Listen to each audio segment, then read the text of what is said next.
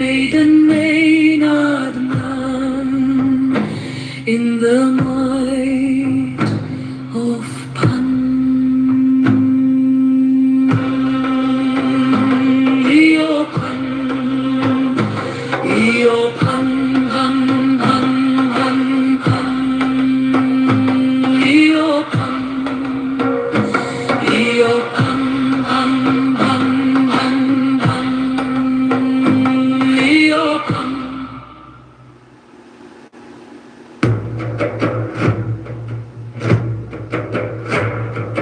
Give me the sign of the open eye and the token erect of thorny thigh and the word of madness and mystery.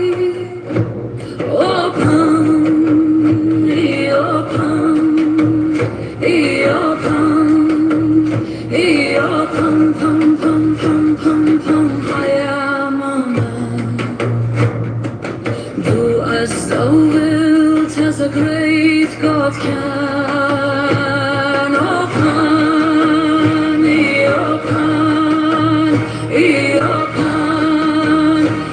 open, pum, pum, pum, pum, pum. I am awake in the grip of the snake.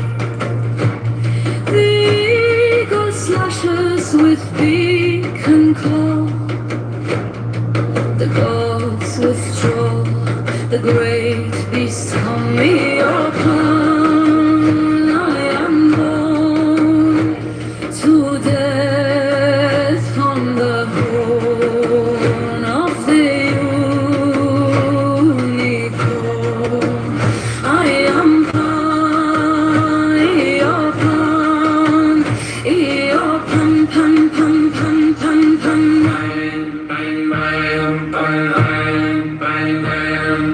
I am thy mate, I am thy man. Goat of thy flock, I am gold, I am God. Flesh to thy bone, flower to thy rod. With hoofs of steel I race on the rocks.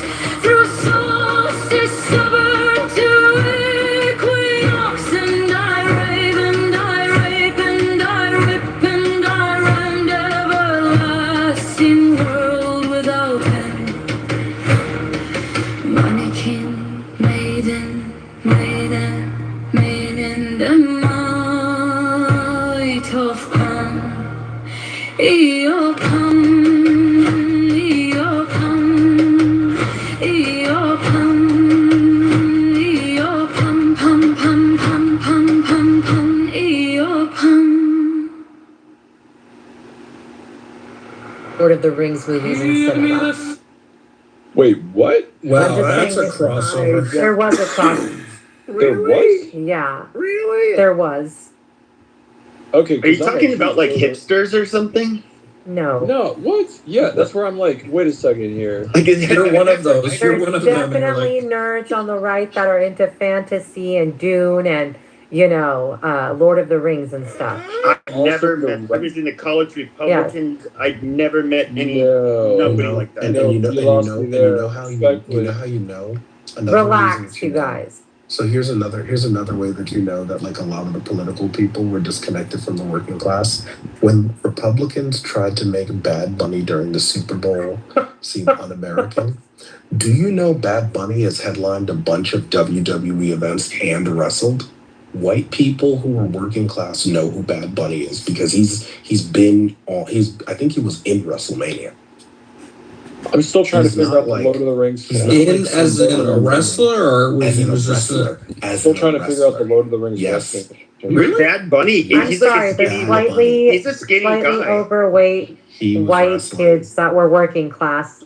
It was me and them in the movie theaters watching. Who would also? I get the whole like. I think that was the St. Louis thing. White Yeah, it must have kids been who your are I'm talking about my neighborhood. city. nerdy. It's your neighborhood. But I don't feel like nerdy. I don't feel like WWE attracts nerdy. No. I feel like it Okay, attracts- I'm just saying that there's a bit of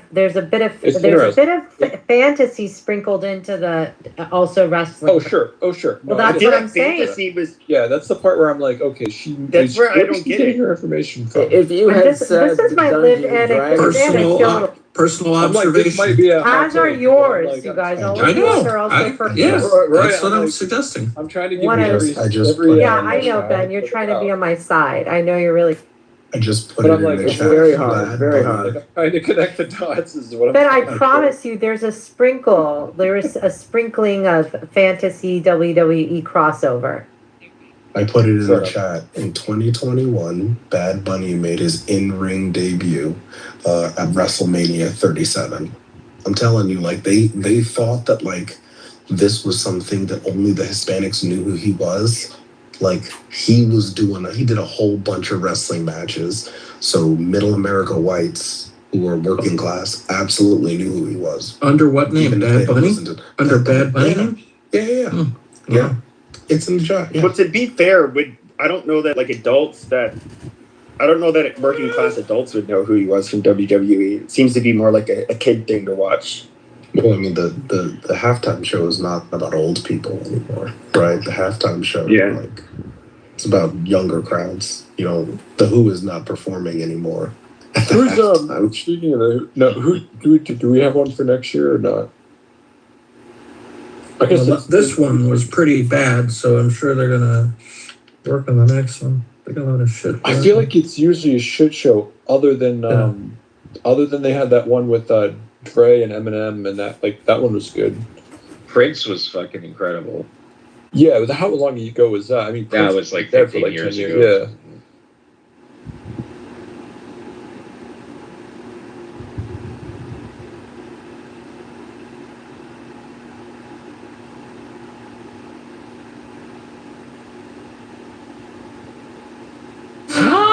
Sign of the open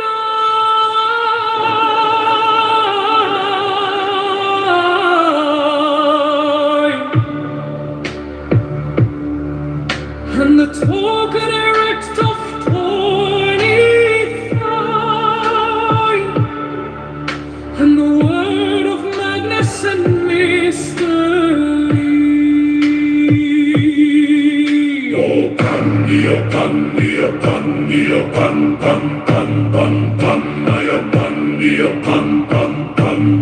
I am a man.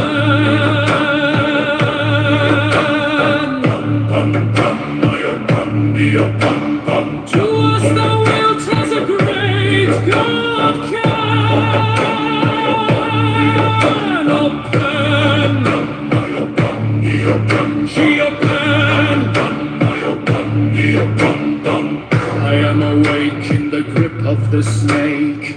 The eagle slashes with beak and claw. The gods withdraw. The great beast come upon. I am born to death on the horn of the unicorn. I am Pan. He upon. He upon, pun, pun, he upon, pun. I am thy mate, I am thy man. God of thy flock, I am God, flesh to thy bone, fire to thy land. With hoofs of steel I race on the rocks, through solstice stubborn to equinox, and I rave and I rape and I rip and I run, everlasting world without end. Money, king, maiden, bane, and then on the night of on. Yapan, yapan, yapan, pan, pan. Yapan, yapan, yapan, yapan, pan, pan, yapan.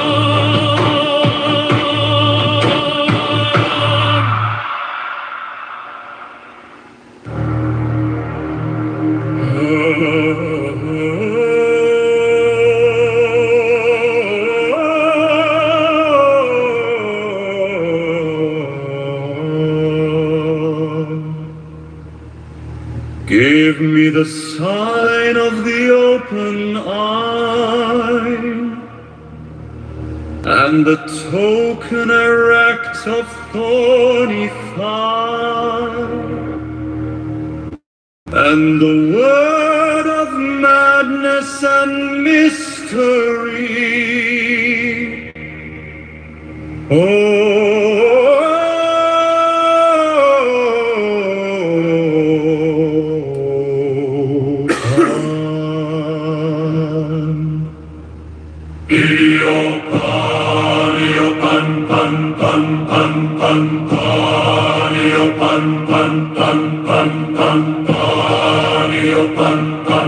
I am a man.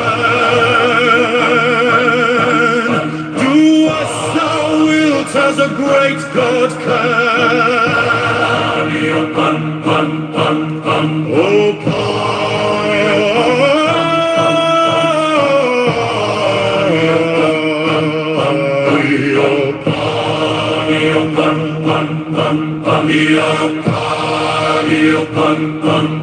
I am awake in the grip of the snake. The eagle slashes with beak and claw. The gods withdraw. The great beast come me upon. I am born to death on the hold of the unicorn. I am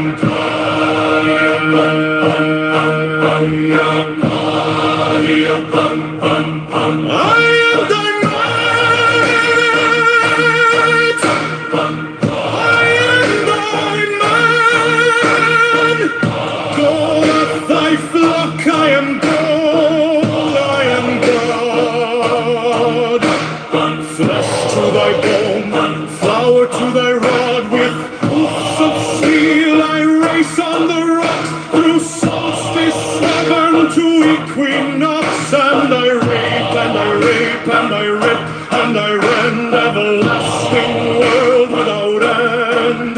My king made a name that man in the might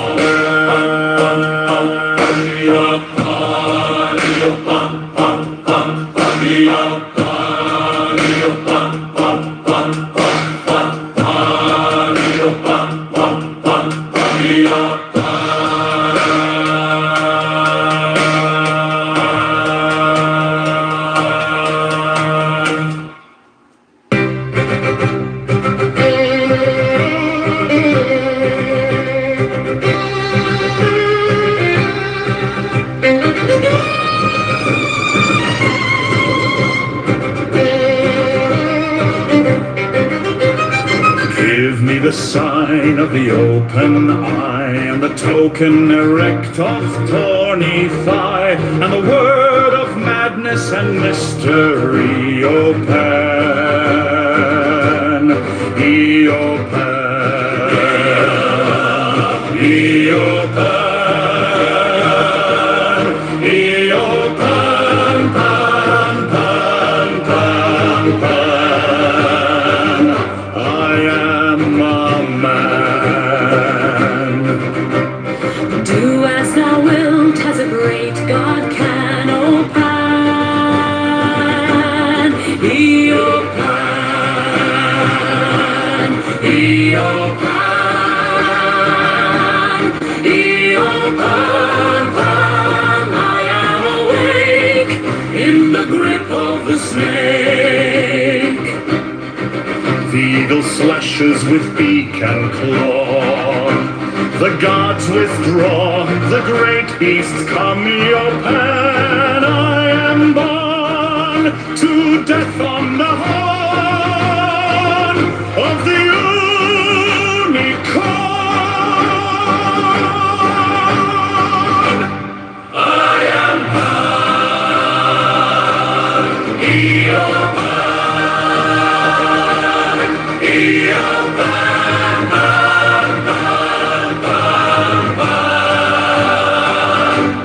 I am thy might, I am thy man.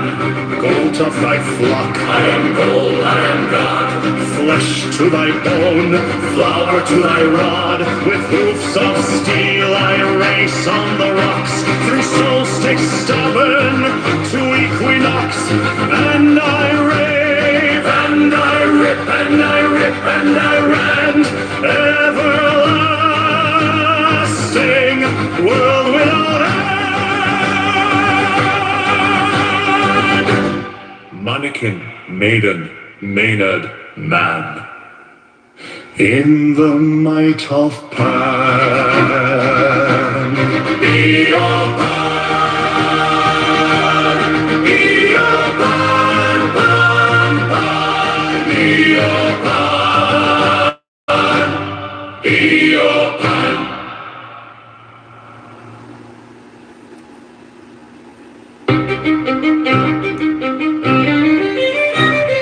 Give me the sign of the open eye and the token erect of thorny thigh and the word of madness and mystery.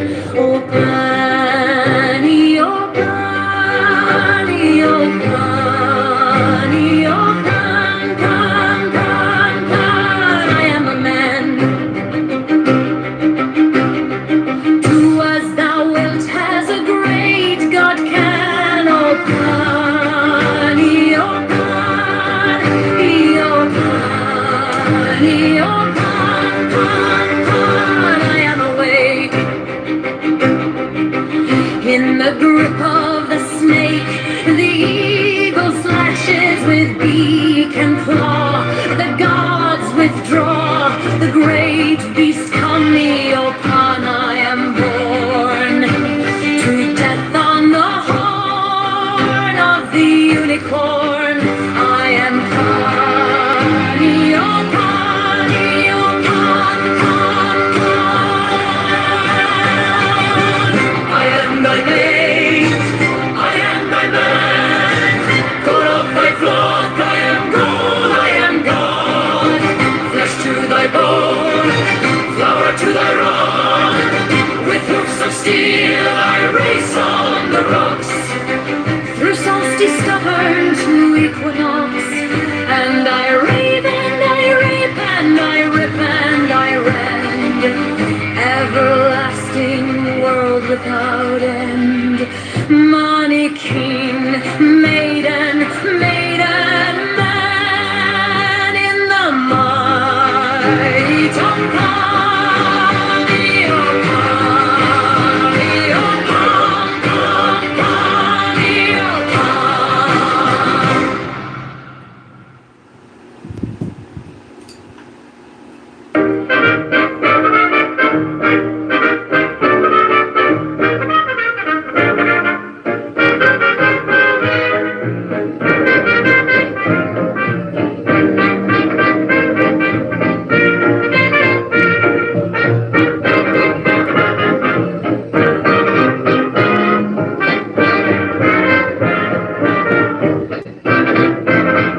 Give me the sign of the open eye and the token erect of thorny thigh and the word of madness and mystery. O Pan, O Pan, we O Pan, Pan, Pan, Pan, Pan, Pan. I am a man.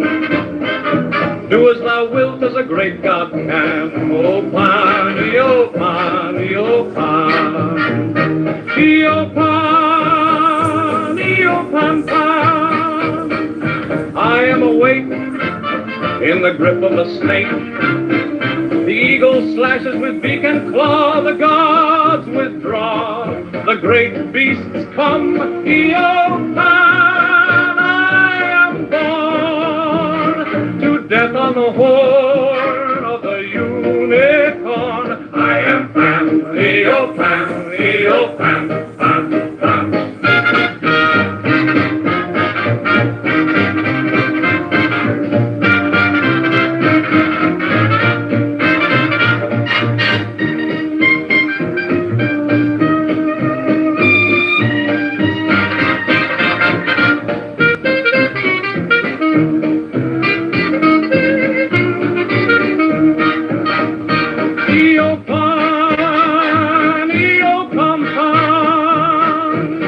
am thy mate, I am thy man. Go to thy flock, I am gold, I am God.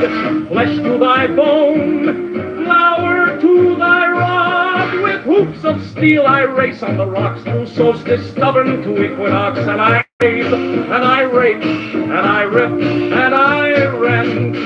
Everlasting world without end, mannequin, maiden, maided man.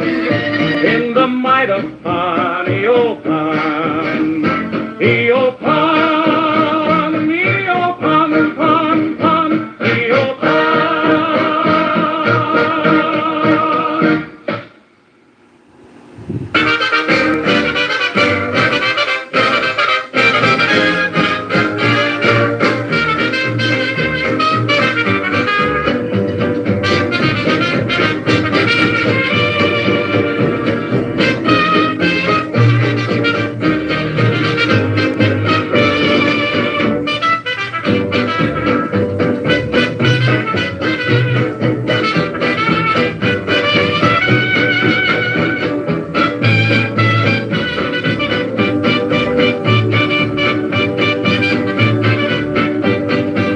Give me the sign of the open eye, and the token erect of thorny thigh, and the word of madness and mystery.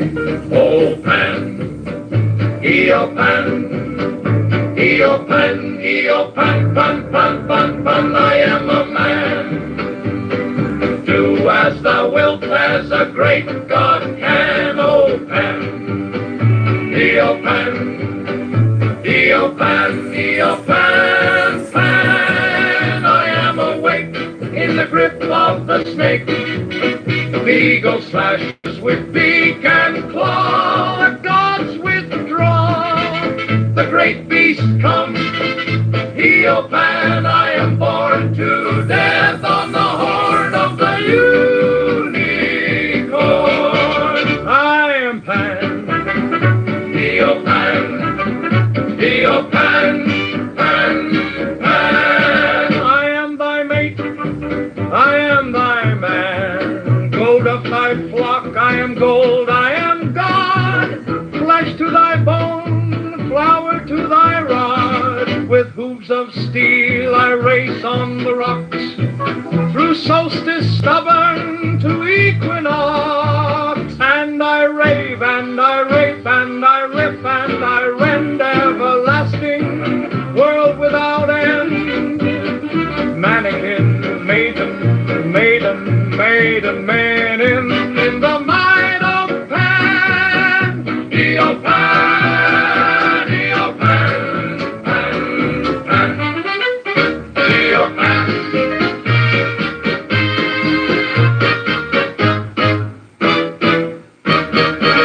Eopan.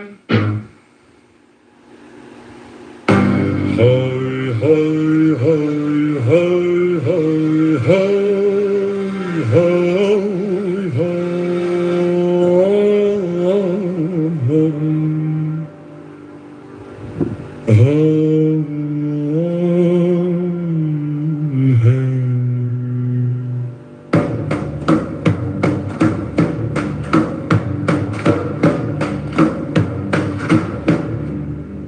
There are 7 keys to the great gate, being 8 in one and 1 in 8. First let the body of thee be still, bound by the cerements of will. Corpse rigid thus thou mayst abort the fidget babes that tease the thought. Next let the breath rhythm be low, easy, regular and slow, so that thy being be in tune with the great sea's Pacific swoon. Third, let thy life be pure and calm, swayed softly as a windless palm. Fourth, let the will to live be bound to the one love of the profound. Fifth, let the thought divinely free from sense observe its entity. Watch every thought that springs, enhance hour after hour thy vigilance. Intense and keen turned inward, miss no atom of analysis. Sixth on one thought securely pinned, still every whisper of the wind. So like a flame straight and unstirred, burn up thy being in one word. Next, still that ecstasy prolong, thy meditation steep and strong. Slaying even God should he distract thy attention from the chosen act. Last, all these things in one are powered, time that the midnight blossom flowered. The oneness is yet even in this, my son, thou shalt not do amiss. If thou restrain the expression, shoot thy glance to rapture's darkling root, discarding name, form, sight, and stress, even of this high consciousness.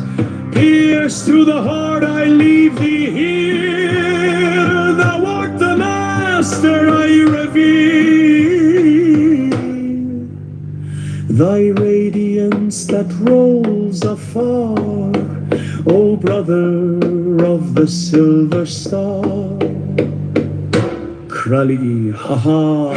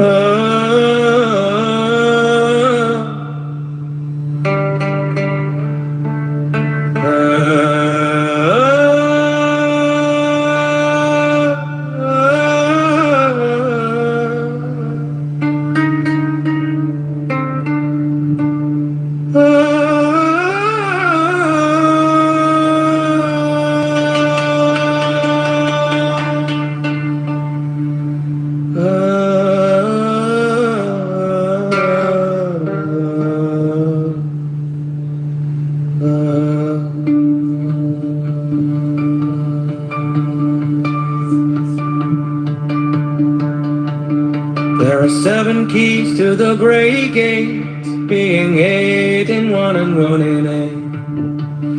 First, let the body of thee be still, bound by the cerements of will.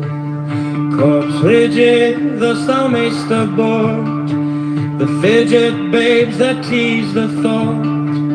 Next, let the breath rhythm be low, easy, regular, and slow.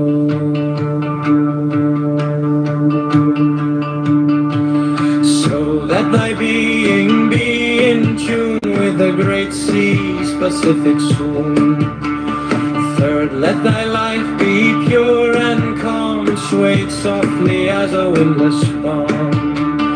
Fourth, let the will to live be bound to the one love of the profound. Fifth, let the thought divinely free from sense observe its entity. Watch every thought that springs enhance, hour after hour thy vigilance, intense and keen, turned inward miss no atom of analysis. Sixth, on one thought securely pinned, still every whisper of the wind.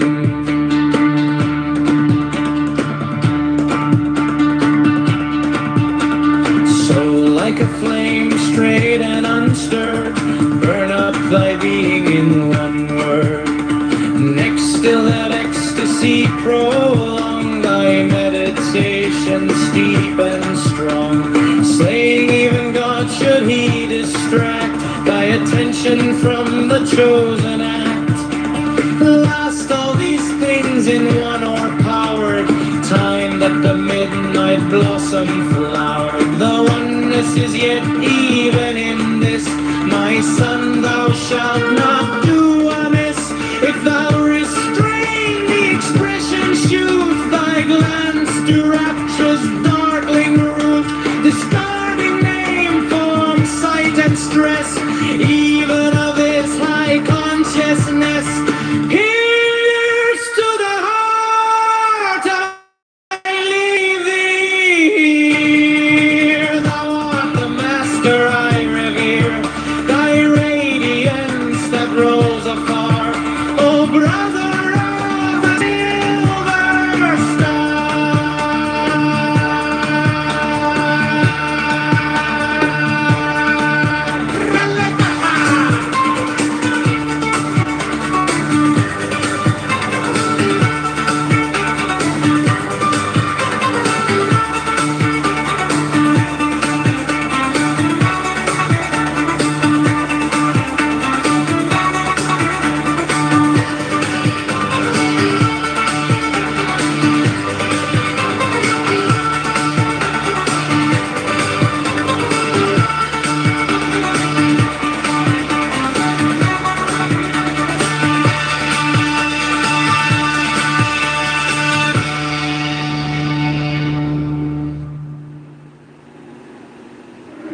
There are 7 keys to the great gate, being 8 in 1 and 1 in 8. First let the body of thee be still, bound by the cerements of will. Corpse rigid thus thou mayst abort the fidget babes that tease the thought. Next let the breath rhythm be low, easy, regular, and slow.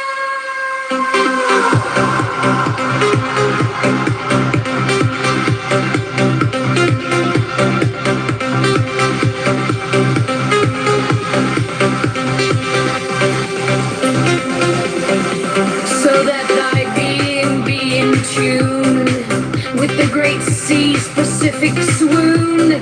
Third, let thy life be pure and calm, swayed softly as a windless palm. Fourth, let the will to live be bound to the one love of the profound. Fifth, let the thought divinely free from sense observers entity. Watch every thought that springs enhance, hour after hour thy vigilance, intense and keen, turned inward miss no atom of analysis. Sixth, on one thought securely pinned, still every whisper of the wind.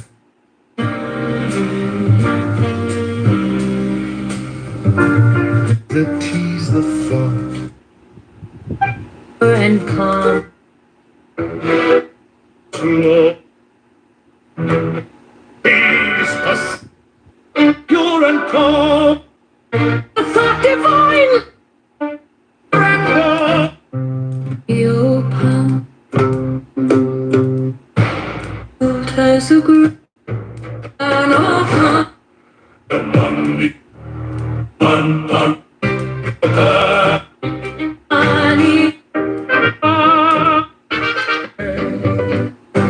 Hoi, hoi, arm swayed softly as a third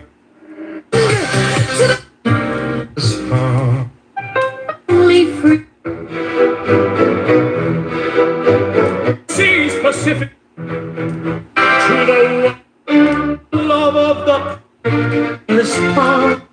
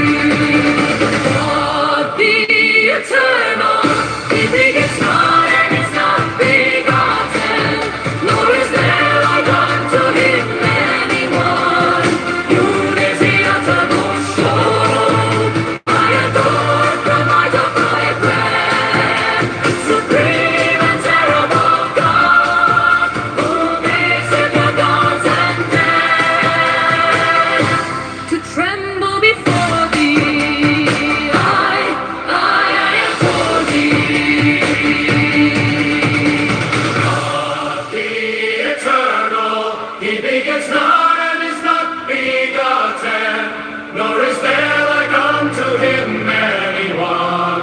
Unity uttermost shown. I adore the might of thy grand, supreme and terrible God, who maketh the gods and men to tremble before thee.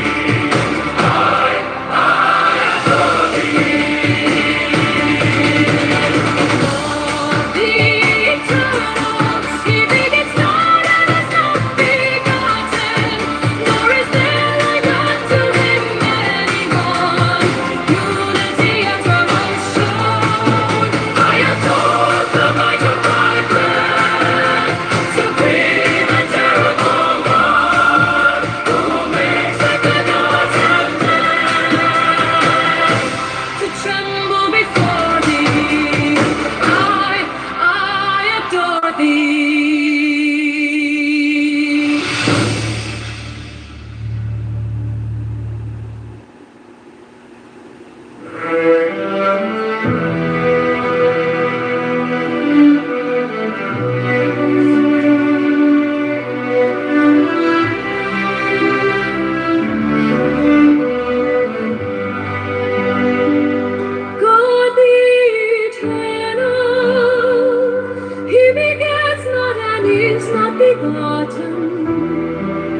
nor is there like unto him anyone. Unity uttermost shown. I adore the might of thy breath, supreme and terrible God, who makes the gods and death to tremble before thee. I adore thee.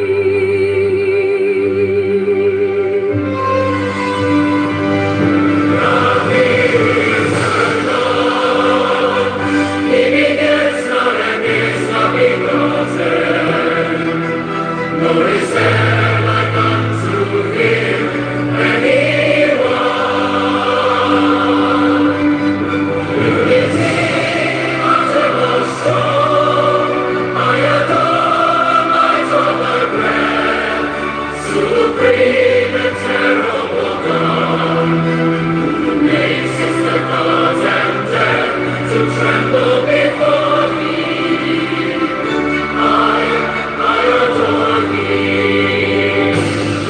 is alone. He begets not and is not begotten, nor is there like unto him anyone. Unity uttermost shown. I adore the might of thy breath, supreme and terrible God, who makes this the gods and death to tremble before thee. I adore thee. God is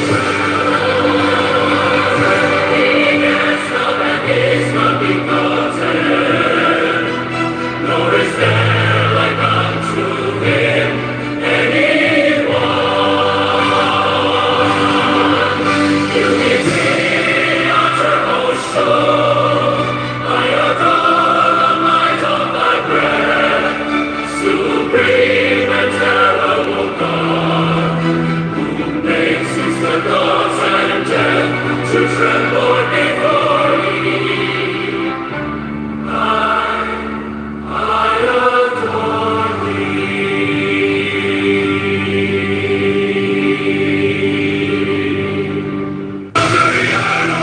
He begets not and is not begotten, nor is there like unto him anyone. Unity uttermost shown. I adore the might of thy breath, supreme and terrible God, who makes the gods and death to tremble before thee. I adore thee.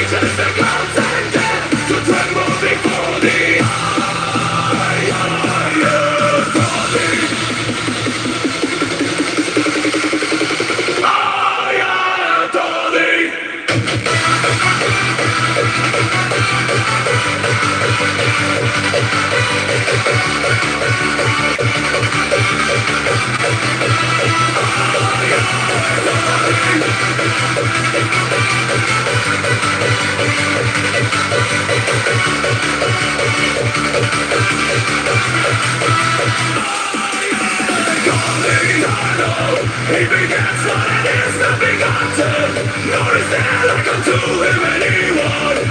Unity under motion, I am the dawn of my God's life breath, supreme and terrible God, who makes the gods and death to tremble before the eye of me.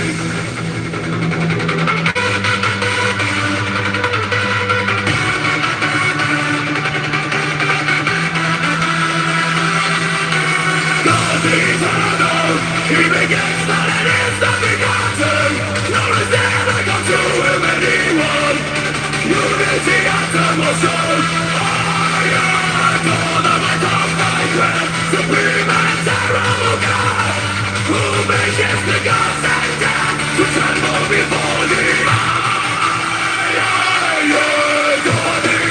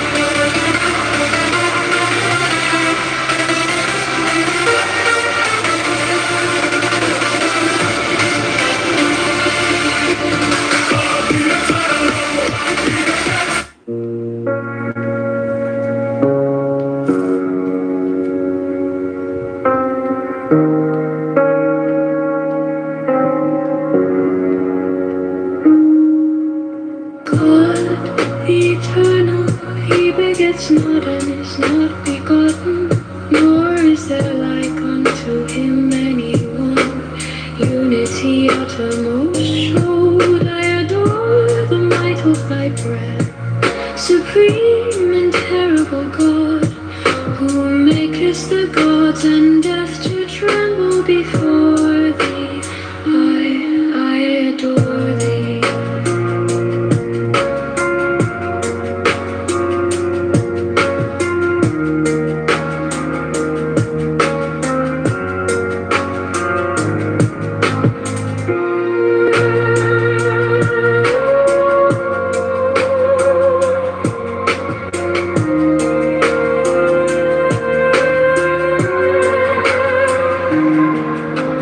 God, the eternal, he begets not and is not begotten, nor is there like unto him anyone.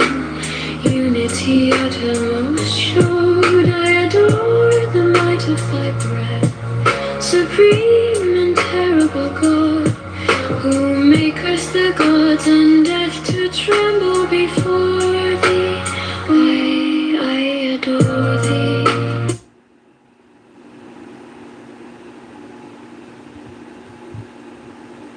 Because of their past behavior. I mean, all of those things are going to be new in this system. And so to try to use... All right, my question is, it's a good question. How about when me and you, if we do meet up, we go to a Yahoo restaurant, we dine and dash, and when they ask me for the tip, I tell them, sorry, I'm not circumcised. That's funny, but I think they would get us, though. Rabbi.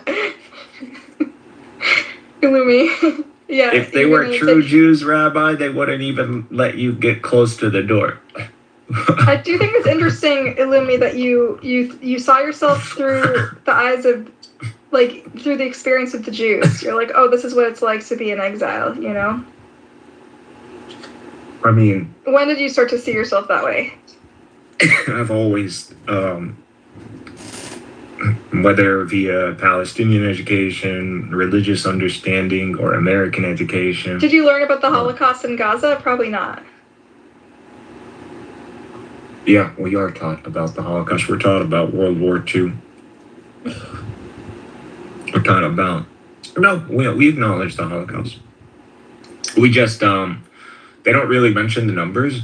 So, you know, there was, they talk about a genocide. So it was a Hamlet Ibada. So the Yahud Oroba. And so this is mentioned. And then I think there's an estimate given, like figures talk about and something, but you know, I think the 6 million number became more apparent with like MTV and the Seven Heaven Club or all that. We had dish, we had satellite, so I was able to pick up that. And that has been, so I grew up watching MTV, and I'm talking about that MTV, which still had like the Seven Heaven, whatever club, that old guy, Satan himself in the world, you know, the representative of Satan, whatever that guy is, which I don't think he's dead yet. I mean, someone should go check on that guy. Like, why is he still alive? Okay. Like, fuck, that guy's a vampire. Okay, but like, okay, Illumi, if you feel this type of kinship with the Jewish people and their experience and their trajectory, like, why do you still, like, how do you square that with your sort of apocalyptic fantasies? You're confused. You view Judaism as this people and whatever you kind of pseudo manufactured. The way I see this is tradition of believers, where this people kind of have corrupted a tradition, and it's all about recovering. I don't want to get into that. I don't really care about the tradition or what Jews are, but you identified your journey in exile as I'm in exile through this prism of the Jewish experience and their history, right? So how do you square that with your apocalyptic fantasies of rapture and destroying Israel? You want to hear my synthesis? Like, I've already synthesized. Yeah, go for it. So I view us as Israel. So you're not Israel. I'm Israel. So I am Israel. Israel is to struggle in the mission of God that is meant for the Holy Land, that is to usher all of humanity into this kingdom of God era, where the Sharia is prevalent, just like as the current global order is prevalent in that sense. So I believe that is to take place. And prior to that, there are going to be a few signs, and that is one of them is this fifth exile. And I believe we are experiencing the fifth exile as people indigenous to this land, as a Southern Levantine. This is an exile. So I've been exiled. You know, who's been of my lineage all the way as this far in the world? I'm the first in Do you that think the sense. Jews were exiled by the Romans? I think there were, historically speaking, there were Jews all around the Mediterranean prior to even Pompey showing up in Judea. So, you know, this is refusal to accept the historical academic narrative, is to refuse to acknowledge as a Jew that there were Jewish communities, vibrant Jewish communities, all around the Mediterranean prior to even Pompey. It's also ignorance or refusal to accept the historical academic narrative is that the Hasmoneans are the ones who brought Pompey, and that there was a Jewish civil war, a Hasmonean civil war. Prior to that, there was the Jewish civil war. So, you know, the Jews have been at war with one another, with their own bureaucracy, their governing system, and it's been switched multiple times. And so, and not only that, but they went and they're the ones who called upon a genocidal maniac like Pompey to come and arbitrate over a civil war that has led to the death of, you know, tens of thousands of believers, technically speaking. So this is a disaster. You could see why God would punish any community of believers over this action. So this is how I see it. I don't see it as, and so Christ came. How do you square that with your friendship with many Jewish people on this app? Friends. I don't know. Are we friends? I Do you feel like? I'm friends with him. Are you friends with me, Rabbi? I guess people take friendship as like such a very light thing. They mean like cordial. Yeah, we're cordial. Okay. Yeah. All right. Well, I hope when you go in there, when you listen, I hope when you. So that's what friends are for. They're in times of need and all that. So that's how I identify as a friend. All right. Well, when you move to Gaza and when you join the warriors, you brave warriors who siege Jerusalem, just spare my sister and my niece and I'm nephew. too smart for that shit. No, that's Okay, over. we'll just put in a good word for my sister and her that's over. There's no reason to go back to that era.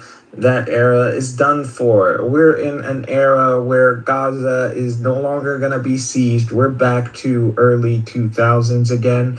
So it's going to be open. And who knows, eventually the Israelis are going to have to let Gazans access Israel proper for work. I mean, if they don't, who gives a shit? That's all you want at Nalumi is that they get to go we work in Israel? we as Gaza, we are more than happy. Is that the glory you want to restore? That just your dad, people like your dad can work in Israel again?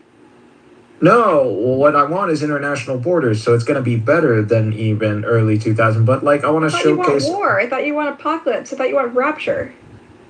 No, you're asking me where we are eschatologically and what I have understood from my religion. I'm looking at the literature of the people of the book. Like the immediate future. Why do you continue to interrupt me when I'm trying to deliver the understanding? Like I don't know. Like it's just like if you hate a Buttercup.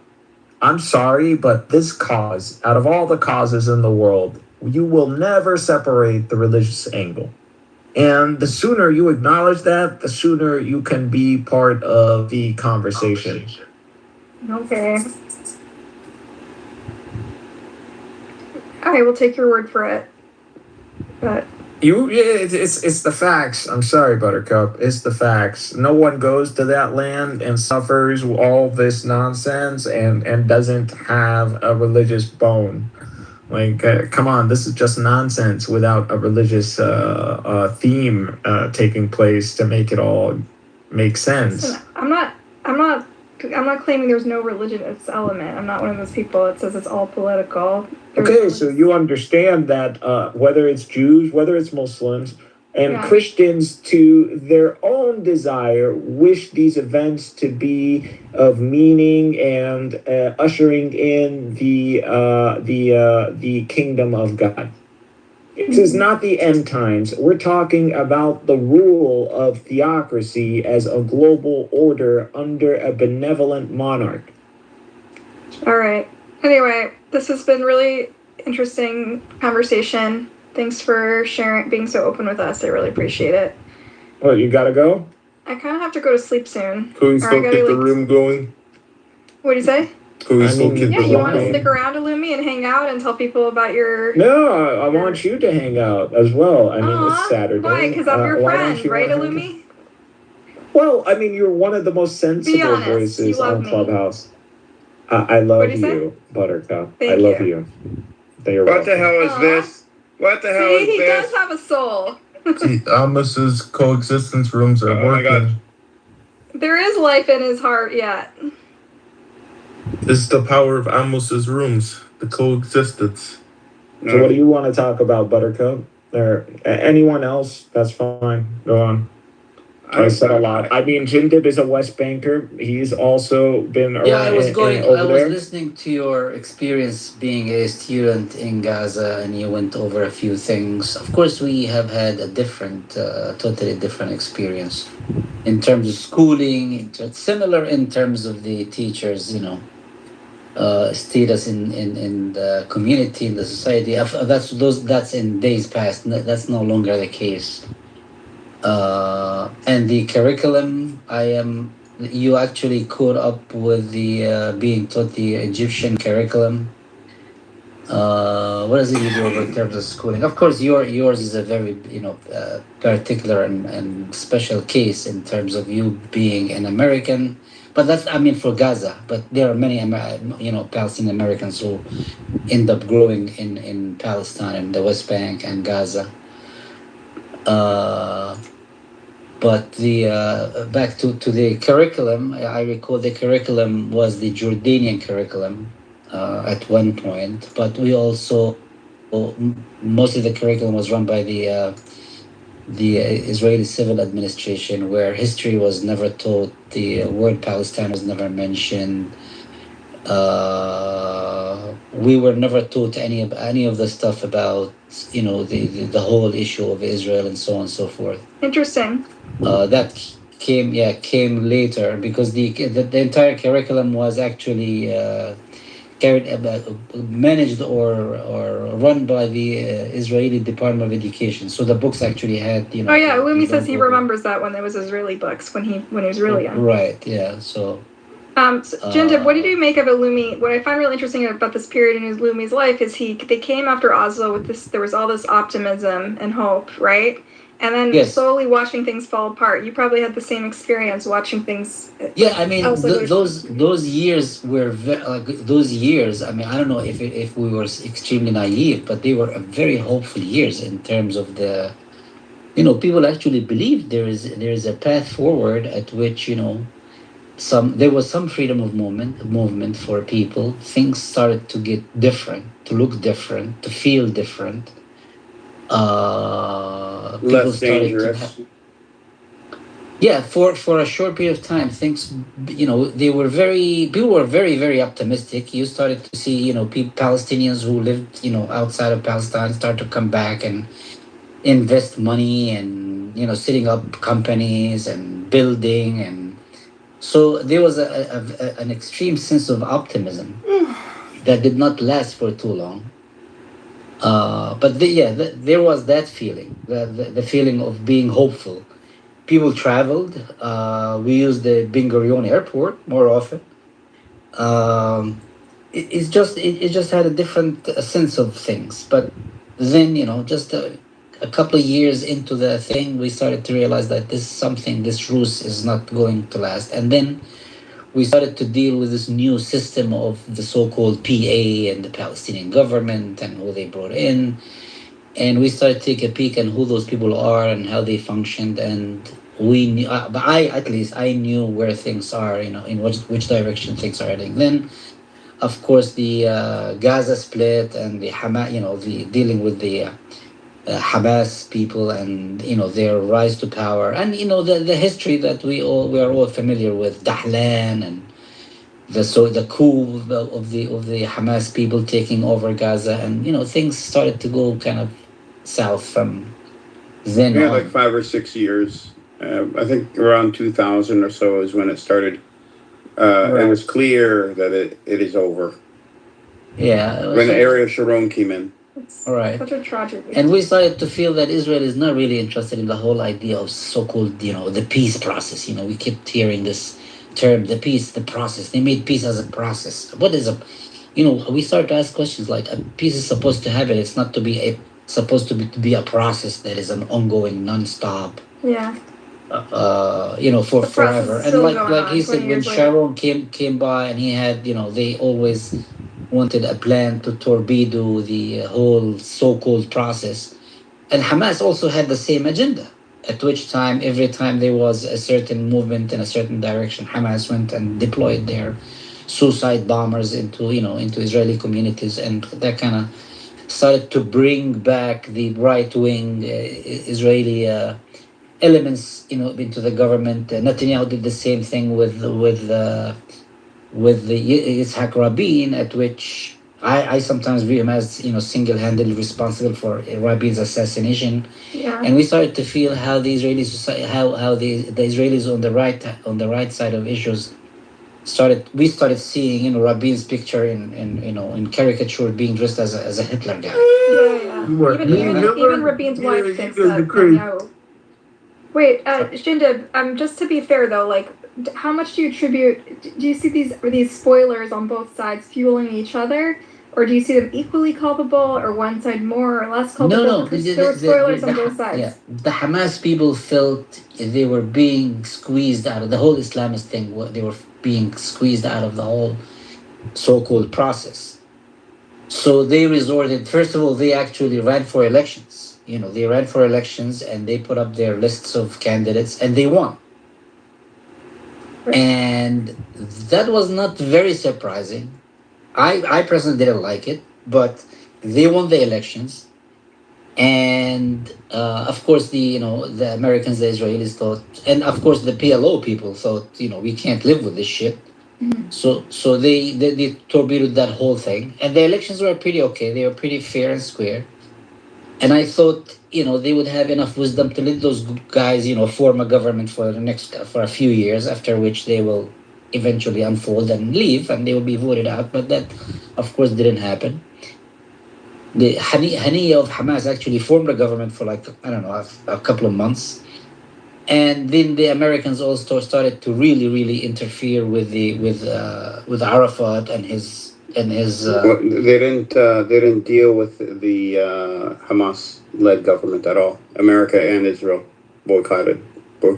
Yeah, I know. They eventually ended up, arresting most of the members of the legislative council, and they dissolved the council and so on. But also, they also started to prop up this character Abbas that we have now, and these guys kept imposing him on Arafat, and I mean that's history. Yeah, and on the other side, shit was happening too, right? They killed Rabin, and there was all this incitement against Rabin, and the far right was rising. So this was happening simultaneously, where there was people who were refused to allow, who were spoiling on both sides, and each time something would happen, it would fuel the other extremist movement. Well, sometimes I felt like maybe those Islamists knew something that we don't know in terms of Israel's intentions, in long term. So they were right about the Israel's intention in terms of were they actually in the process of granting Palestinians like a real state, real independence, real freedom? Do you think Rabin was sincere? I don't think so. I don't think so. Maybe he was on a personal level, but I don't think that. I remember Shamir used to say, "We will negotiate, but we will negotiate for the next 30 years, 40 years. Who cares? We'll just negotiate." They'll just kick the can, and that's what they've been doing ever since. Yeah. maybe Rabin was somewhat sincere because he ended up I mean, they fucking murdered him. You know, yeah, clearly he was he a ended threat up to their trust. understanding that the long term survival of the state. He had a different approach, and I guess also he had massive political support from Americans and even the Jordanians and people on in the region. He probably did understand that eventually they would have things have to change somehow. But then they ended up putting up that terrorist and he killed him. But this current prime minister Netanyahu was out in the open saying, I'm going to torpedo the state to state solution, I'm going to do this, I'm going to do this, and he actually did. And But weren't there like during Oslo there was cooperation. Palestinians and Jews were talking to each other. Even among the Israeli public, there was Even before belief in Oslo. peace. yes, there was, as I said, there were signs of hopeful signs for down the line. Even just the rank and file, the population seemed to want to Yes, cooperate with each other. and Palestinians wanted to engage in business dealings, in making money, in building stuff, and that kind of created an environment, an economic environment amongst the Palestinians, with the Israelis, because the Israelis have the technology, and even Israeli companies started setting up shops in the West Bank to cultivate, the cheap pool of labor and so on in the West Bank, and there was those investments, and people were pretty much hopeful, thinking that things will eventually work out. But apparently, the Israelis have a whole different idea or understanding what the so-called peace process is. And then we started also looking into the details of this whole process itself. Reading the Oslo Accords in terms of the Israelis recognizing. I read it and it's like they just recognize the PLO as the representative of the Palestinians. They never recognized the Palestinian state. They never in the process of recognizing a Palestinian state. They were discussing major issues like resources, water, energy, that kind of stuff, and Security. everything seemed to be like so mysterious. It's not there. It just doesn't exist. So they were, though, before Oslo, and I think this is one of the drivers for Oslo, was that Palestinians were on the ground building relationships with Israeli citizens on the ground. There was a big, huge Israeli left movement, a peace. But I'm not even talking about peace or anything like this. I'm saying like in business and just relationships. Well, the idea of business is because both economies or the economy. Yeah, I mean the economy of the Palestinians is totally intertwined with the Israeli economy. And it was melding into one economy, and they were seeing signs. This is what my opinion is, that they were seeing signs that the people on the ground, the societies themselves, were also beginning to meld together, and you couldn't have then you would have a situation. I don't know about the melding together, but people in the peace camp in Israel, they were large in numbers, they were influential, they were also in government, and there were some characters who actually there was also freedom of movement, right? There was no green line yet. No, exactly. There wasn't. There wasn't a wall. You're talking about like politically left. I'm talking about just on the ground, where Israel at the time, if you remember, before Oslo, was in charge of everything. Remember, he said that the curriculum, the police station, right. They were responsible for everything. So all even the soldiers that were in the West Bank, they were eating, having their lunches in the West Bank restaurants, and people were getting on the ground. The occupation was fading away, was dissipating, and then the danger was now it would come to a point where the society would be like, one country. We're already one country on the ground as it is, so might as well be one country. And that's the danger. Like a pre-Oslo, the demographic. There was an occupation. There were less settlements, but the occupation was also responsible for the occupied. That's right, exactly. In terms of services, economy, and so on and so forth. There were Israelis at one point that truly believed in peace. Maybe the government was never sincere, or they were never willing to give up control, or they had some sort of like larger Zionist the Israelis, but the people desperately believed in this. Yes. I knew these people. They believed in it. There was a time when Israelis believed there in it. was. Yes, there was. And I think they were very marginalized because of both the intransigence of both the Islamist Hamas and the Israeli right. Yeah. Because kind of Hamas made sure that this so-called peace process does not go forward. Is it I asked myself, is it because they knew what this process is about, or they also felt that they're gonna be extreme, like very marginalized. They're just gonna be irrelevant down the line. So to keep themselves, playing a role in within the Palestinian society, they started to engage in those, in those actions. And of course, the Americans and the people in the PLO never wanted them to be a part of the Palestinian society, or the politics not to be part of the Palestinian society. So we started to see this split within the society itself, in which families would say, "Are you Hamas or are you PLO? Are you Hamas or are you PLO?" And they actually planted the seed of division within the society itself, based on the idea of supporting either Hamas or the PLO.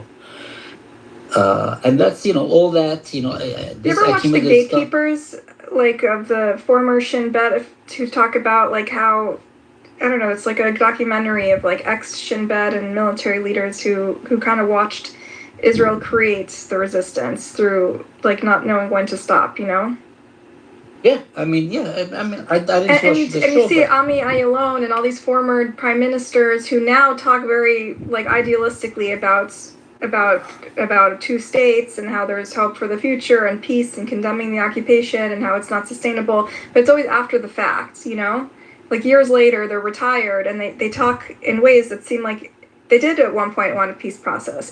When they're ruling, when they're governing, they say we have to be pragmatic, we have to keep people safe. And then after the fact, they become like the most virulent, loudest voices against the occupation, against the genocide, against the brutality in Gaza, right? right, but these voices, because they are politicians, they want to stay in the seat of power, and they play to their domestic people, I guess. but maybe they didn't have breathing room also, because every time they tried, Maybe. then something would happen, and from the Maybe. Palestinian side, and then how could they explain to the people how they're giving back land or being lax, and being weak. It's like a tough when you're a politician, you're put in this position where you have to juggle what the mandate is from the people with like your higher ideals, it's an impossible, I don't know, what I mean?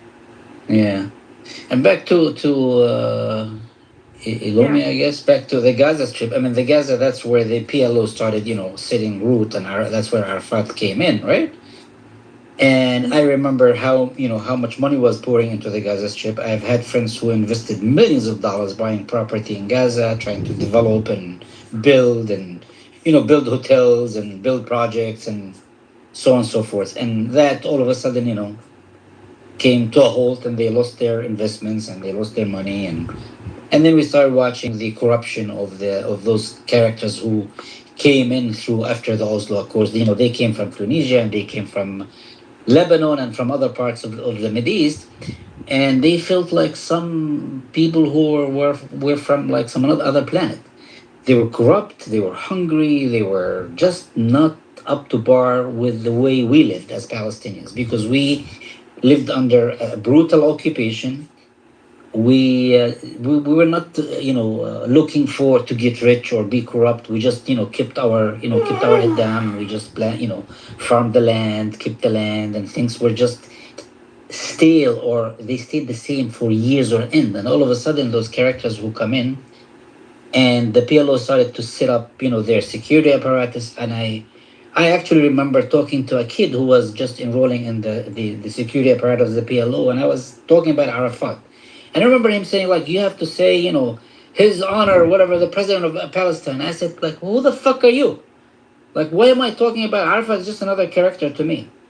So they were setting up this new system of government that is very similar to those, other Arab governments. And there was a character the Americans sent into the West Bank, Dayton. His name was Dayton, General Dayton, who was a CIA operative, and he was setting up this entire government system, and the whole system was concentrating on how pretty much to be they were training people how to fight terrorism, how to do this stuff. But if eventually it became clear he's setting up just like any another a little dictatorial police state within the Palestinian population, at which you cannot criticize the upper echelon of power. You can't say anything about the leader of this government. I literally was talking to the kid, and the kid like, why are you talking about Arafat like this? You have to say his honor or whatever it is. I don't know the word. Siyadat al-Rais. Really? Yeah. Yeah. He's like a young kid. I was like, go fuck yourself. Who the fuck is Arafat? He's just another Palestinian, because we don't have this shit amongst ourselves as Palestinians. We did not experience living under a dictatorial Arab regime.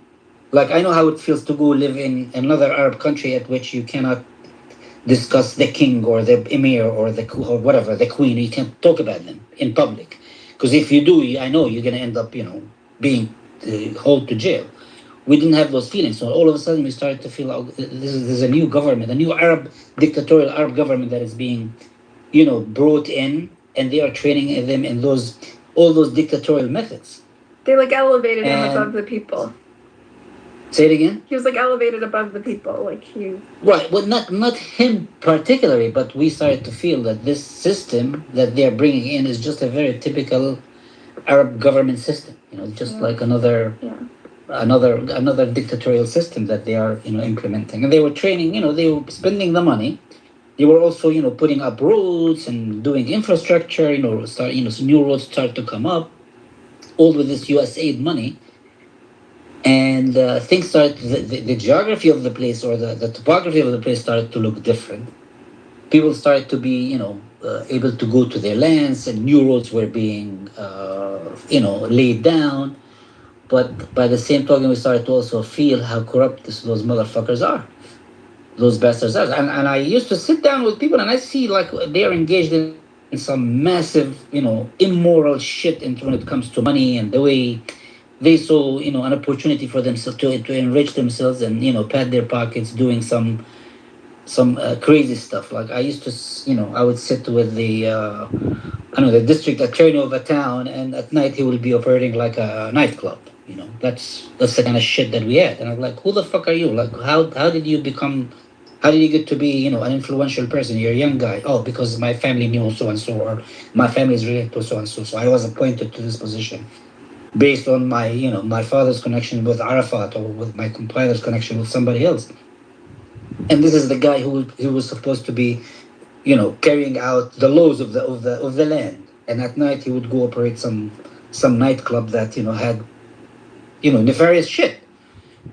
So our society started to get an infusion of something that is different, that we are not used to. Hence, sometimes the Islamists would look at this and say, what the fuck is this? Like, why do we have this corruption? Why do we have this stuff? Although the Palestinian society is a somewhat conservative society, but it's a liberal society in many ways. We do not, in general, do not subscribe to, religious ideologues in general. But that's another story. That's another topic, probably. Anyway. Yeah, it's funny whenever the Zionists portray Palestinian society as some Sharia, like, fanatical Islamist society. It's like, so, like, even my friends who grew up Muslim in the West Bank don't have that sort of radicalism that they just, like, I don't even know what they're talking about. I think it's just, is it lack of exposure? Like, just because there's a green line and they've never interacted with each other? Like, I don't know. I mean, don't get me wrong. There are very limited elements of society who are zealots, who I probably, who I cannot discuss anything with, or who would describe me as like this atheist guy who's going to hell someday, or this commie person, or. They're not doing lashes as part of the government infrastructure, right? Like, no. They were they would be very limited in number, and sometimes they are pretty much made fun of or ridiculed, or they're not exactly. I mean, those very radical elements within, and then they exist in any society in general. You would make fun of them or you would laugh at them, but they were not to a degree where they are violent, or they wanted to impose their, ultimate whatever laws or whatever zealous laws on your life. It never worked for them. Even in Gaza, do they force everyone to wear hijab? Not really. No. The Palestinian society is again is not. First of all, it's not a society that that can be easily intimidated into submission. Yeah, it's very hard for any force to intimidate Palestinians into like ultimate submission. It just doesn't work with us because because of the proximity of us to the Israelis. The Israelis do have an open society, right? Yeah. And I always look at my own society and say, if you want to learn the principles of democracy and airing out your differences, look at the Israelis. They can talk and they say all kinds of shit. I mean, they are fucked up in the head, but they have freedom. yeah, they have a certain degree of Western kind of style a way of life in terms of democracy and so on and so forth. But you cannot subdue people into Palestinians into submission because we have endured all this shit for years on end, and we are resilient enough that we have not been eliminated by a very mighty force called the State of Israel. They haven't been able to actually get rid of all of us, not yet. I mean, they haven't succeeded. They tried, but they haven't succeeded. So it's so interesting. Illumi sees all these parallels between his experience being exiled over and over again and the Jewish experience. And I see in the Palestinian, there's so many parallels between, the survival of the Palestinians and the exile and the Jewish experience. And yet people on the ground can't see it, Like, if anything, this should be a point of connection. Yeah, but I'm backing it up because there are events that are taking place that I believe resonate with the eschatology. So when I tell you eschatology aside, though, people should understand. There's a concept called fifth exile.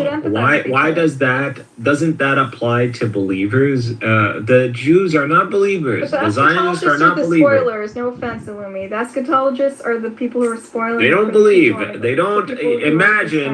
You know why we have a problem with the Jews? And I'll tell you the honest thing is that if we were in the position of the Jews in the world, we would enforce the Torah more than they would. That's the problem. The problem is the Jew is in a position to bring the Torah and the Sharia to the world and literally works against it. Not only that, spreads hedonism, spreads abomination. That's what he spreads. And this is where hypocrisy, a hypocrite is worse than a disbeliever. You can say the Christian is a disbeliever, an idolater in the God of Abraham, but you're a hypocrite. And this is what Jesus came and told you. You're a fucking hypocrite. And this is why y'all tried to kill him. That's why. Y'all don't like hearing it, but and the Jews know that worse than a disbeliever is a hypocrite. And just like the Muslims, they know it. Can I ask this thing? How much more prophecies will it take a Jewish secular person to say, hey, something's going on. Maybe I should stop being an atheist? God talks about them in the There's a Quran. joke there somewhere that I can't figure out. But Someone bukmun umiyan, like Allah has sealed their hearts and their sights and their ears. If anyone truly understood the circumstances, you would be shivering right now. This is all happening. This is stuff that's been prophesized. This is prophecy coming true. It's happening, and it's happening in real time. God of Abraham is so close to us, and you're spreading this in His sight. Are you insane? This is how we look at them. They're insane people. It was better for them to kill themselves, but they don't know yet. How could they be atheists at the same time? No offense, but you have prophecies happening the day before, literally right now, and then next week there's going to be another prophecy being fulfilled, and people still carry on being atheists.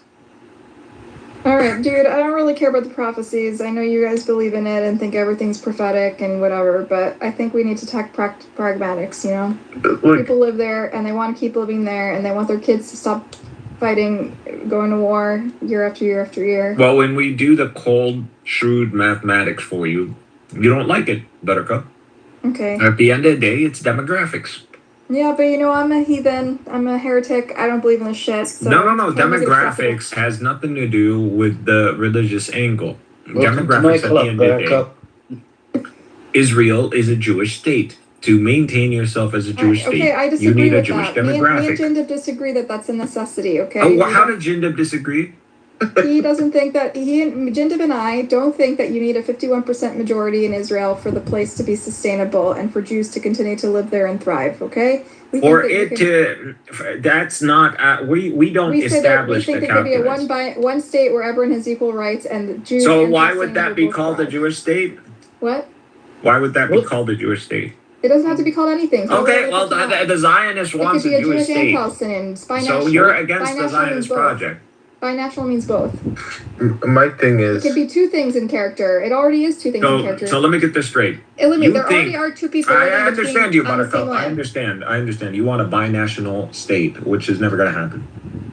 But you Well, if you have your think way, that's true. Ilome, I'm sorry, Buttercup. I'll explain to you why it's never going to happen. But why Because don't you're you assuming think, Ilome, hold you're on, I got a assuming the question. colonial experience of the British with the native. That's what you're assuming. This is not going to be the same experience. So it's not. I agree with you. But don't you think eventually, if this state, the so-called state, the Israeli state, if this state is no longer run as a state, okay? Don't you think the people of the region can? What does that mean if this state is no longer run as a state? It means like this so-called Israeli Jewish state doesn't exist anymore, okay? And there are people living on the land, right? So you're talking about the collapse of the state of Israel. Yes. That's what we want. That's what we want. Okay, but I think the bigger question. How are we disagreeing? Okay, but the bigger question is: are those people who are living in this region, who are the Jewish people, of course, are they going to be in the ultimate? The Amalekites are. I don't get this Malachite stuff. Doesn't the register with me? I'm just asking. There are people who are. And you don't want to believe. I keep telling you, history repeats itself. Fine. Repeat itself. Till this day, they don't know who the sea people are. Wallahi, in 1,000 years from today, they're gonna be wondering who the hell were the Zionists. Wallahi, history repeats itself. Okay, but ultimately, practically. Everybody asks, what happened during the Bronze Age? Maybe Samson optioned the place. so the thing that's going on Keep your is that prophecies in mind, Illumi. In the meantime, I'm just saying. But ultimately, if the how do you know our ancestors weren't more technologically advanced than us? If the pillars of the state itself is no longer around, look at the pyramid. The idea of Zionism is gone. There are people who are living on the ground, who are present in the region, right? You don't think eventually they can be easily absorbed within the region as just like anybody else? You're talking about Arabization. I've been telling Buttercup. It's not about. It doesn't have to be Arabization. You can be. I don't know. I don't care. Religion can be X or Y. You don't have to.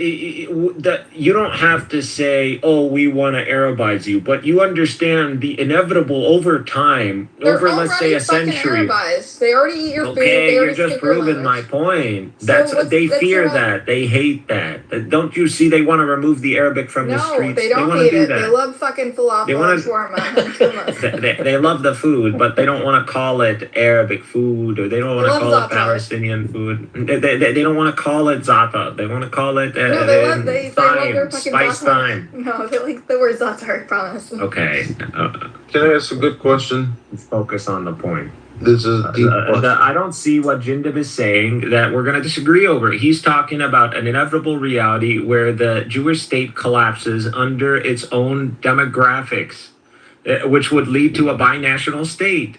That's what you're talking about. Now, over time, I'm not saying we're going to throw all these Yahud in the sea. There are a lot of religious Jews who have not participated in the actions of the IDF. So these people are not going to be treated. These people are not going to be treated as the same people who feed into the IDF's manpower or auxiliary, whatever you want to call it. Okay, I mean, whatever you implement, whatever laws you implement. The religious Jews, we try them with religious law. The religious Jews will be tried under the Torah. The secular Jews who fed into the IDF will be tried under our law. So chaos. Every society without God collapses eventually. No, we're not better than Muhammad. We're gonna try you. The trial will be like the trial of Muhammad. I don't know about Jinda, but I was imagining a much more So organized you should process. hope, you should beg for international law, because the collapse of this current global order and international law will bring forth something that will not be favorable to you.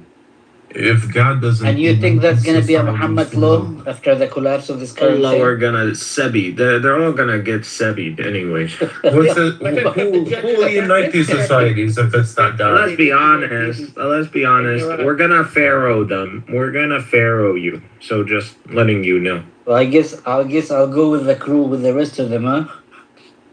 With who? Inta, you're with us, man. Just admit it. Just say Inta, you're one of the Hicsos, the yani. Stop. logic, the idea you're saying Stop right coping. now. You are talking about Sabi. You are talking about all this nonsense. The Islamic. Umma Sabuna. Do you not see what they've done to us? They have Who said? the Yahud. The Yahud. Jindib. Do we not pay taxes to the state of Israel? We certainly do. You pay taxes to the U.S. Okay, so someone is profiting off me without giving me my inalienable rights. So this person is literally enslaving me. Look, I'm not saying there won't be ramifications. Jindib, would you disagree with the description that we as Palestinian population in the territories are enslaved? We are pretty much enslaved. But what I'm saying Yes, is, thank I'm you. saying that We're there won't be enslaved. any- They jump us with M16s now every day in the West Bank where Jindib is at, and they literally are unaliving every single day almost. Okay, but I am not saying. Can you hold on a second? I'm not saying. And not only that, they're beating the almost the life out of American passport holders. Okay, I want to hear from Right. Dean. Dean hasn't spoken yet. Yeah. Okay, just hope they will not cut me. Thank you, Buttercup. And so I heard like for an hour and a half. I've been hearing everything. So it's clear to me what Illumi believes in. He's a typical ISIS supporter. The mentality, maybe not this organization, but the idea, the caliphate, the Islamic rule, everything. He even used the word sabi. So this is pretty clear. And this is what he said actually. For the Yahud, he said there's sabi. So Jindub was against this idea. That was, as I understood from him, he wanted coexistence with all the Jews. Like, if, of course, I don't believe in this scenario, because Israel is here to stay, and Israel. You'll only stay if it's amidst the God. Keep going, Dean. Well, Ignore him. Yeah, okay. Yeah, it's funny how they say Israel is only supposed to stay when it admits to God, but at the same time, they cry me baby that Israel is trying to build the third temple, which is the fulfillment of the basically a religious Jewish state. No, you're forcing God's hand when you're doing that. Okay, Rabbi, stop. Let's let Dean speak, please. Rabbi trolls a lot. Please. No, it's not trolling this time. I don't Just care. I let don't me want to finish. I heard the others. Let me finish. Okay, go So ahead. yeah, thank you. So basically, what happened? The Palestinians. I heard a lot of victimhood right here, and maybe yes, people suffer in so many places. I've been part of the Peace Factory, if you know it. Ronnie Edry Pushpin and a lot of peace-loving people. I met a lot of Palestinians. What is it? I don't know what that is. What's the Peace Factory? Peace Factory is an Israeli organization that was working on peace with Palestinians and having a two states or even a single state.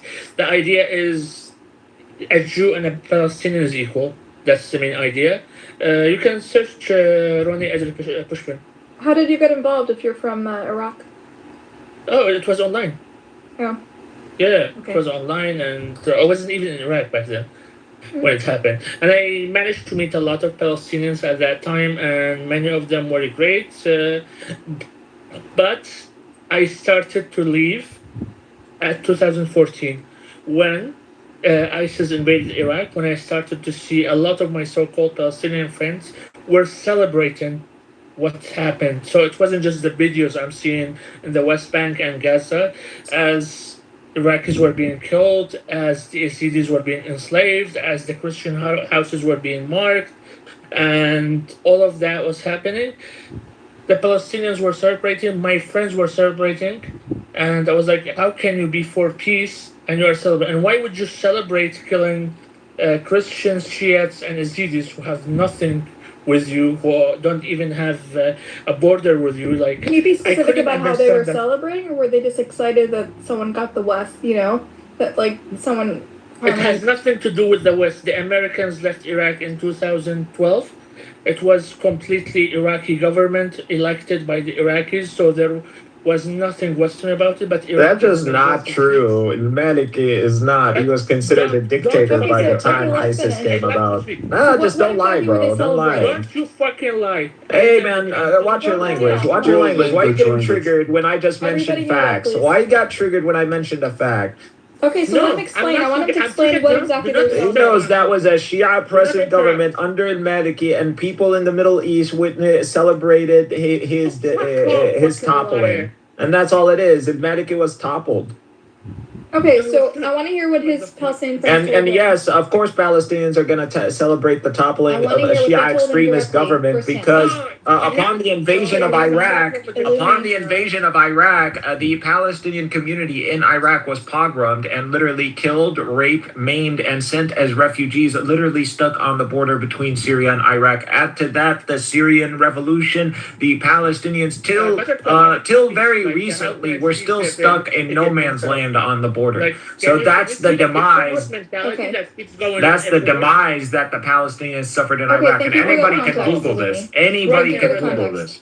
Thank you for the context, Dean. I want you to tell us your friends. I assume they're pretty moderate if they're trying to make peace. Why would they celebrate it? I didn't understand it, but yes, he actually said it. It was the Shiites failing, it was the Sunnis rising. That was the idea. They didn't care that it was an extreme Sunni radical group. That basically my friends, like, they would go with their families to the beach, wearing bikinis, all of that. And at the same time, that's something that baffled me with the Muslims.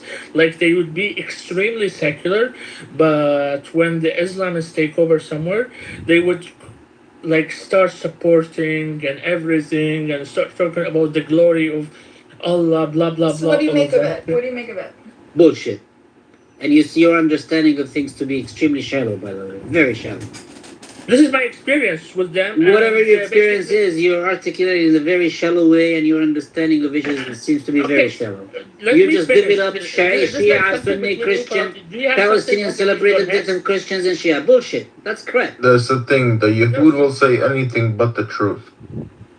Well, I'm actually not just Yehudi, just so you know. So, shut up and let me finish. Not just Yahudi, not just. You're telling me I'm a Yahudi. I said, get out of here, bro. He's probably a Moloch as well. Yeah, this guy sounds like he's full of it. You're so full of it. Yeah, it's just like I want to be part of this. There's no shekels here. Let him speak. Guys, enough. Let him speak. He had an experience, and it sounds like, Illumi, you actually agreed with him about the perspective of Palestinians and I didn't, not in the way that he described it, but yes, there was, again, I'm telling you, this is like prior to even ISIS actually knowing what it is. There is a Sunni revolution that took place in Iraq, and a lot of the West tries to hide this under ISIS and extremism or Islamic extremism because it wants to showcase, because they want to hide the failure of the American campaign in Iraq. That's what it is. They want to hide the failure. We want to get divorce perspectives on this. Dean, this is his personal experience. You shared your personal experience. I didn't share it yet. They're not letting me share anything. He's cutting me. He literally said... We let you go, bro. You spoke, and then Jin did, responded, and then I responded. Okay, well, he told half the story. Let's finish the story. He was shocked by his Palestinian friends' reactions. Go on. Yeah, so that was one thing. And when I told one of my friends was actually a bit, he didn't like support or not support. And a lot of people were like in his page and supporting it. And they were telling him, why aren't you talking enough about what's happening there? And there was someone who was really radical. So I commented on the radical friend. So my other Palestinian friend, who has the main page, he messaged me and he told me, please don't reply to them.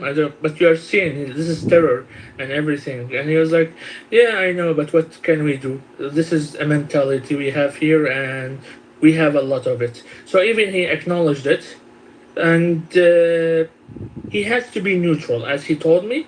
He has to be neutral. Like he wasn't supporting ISIS at that point, but most of his friends, his cousins that were living in Jordan and the West Bank, were supporting it, and they were tagging him.